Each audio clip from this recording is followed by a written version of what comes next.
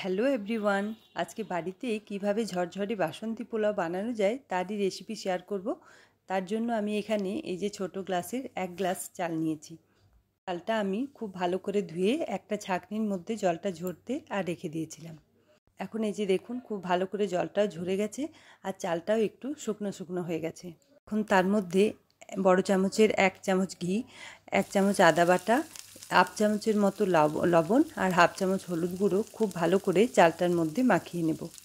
তারপর কড়াইয়ের মধ্যে বড় চামচের 1 চামচ ঘি দিয়ে তার মধ্যে গোটা গরম মশলা যেমন তেজপাতা, লবঙ্গ, এলাচ আর দারচিনি দিয়ে কিছুটা কাজু দিয়ে ভালো করে ভেজে নেব।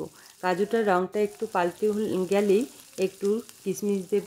কিশমিশটা একটু ভেজে নিয়েই আবার চালটা দিয়ে দেব।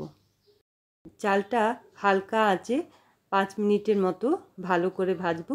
তারপর চালটা ভাজা হয়ে গেলে আমি যে গ্লাসটায় চাল নিয়েছিলাম সেই গ্লাসটারই 1 গ্লাস চালের জন্য 2 গ্লাস জল দিয়ে দেব। তারপর 3 চামচ চিনি দিয়ে খুব ভালো করে উপর নিচে করে মিশিয়ে আর একটা ঢাকা দিয়ে দেব। ঢাকা দিয়ে 15-20 মিনিট রান্না করলেই চালটাও খুব ভালোভাবে সেদ্ধ হয়ে যাবে আর একদম ঝরঝরে পোলাও আমার একদম রেডি হয়ে যাবে।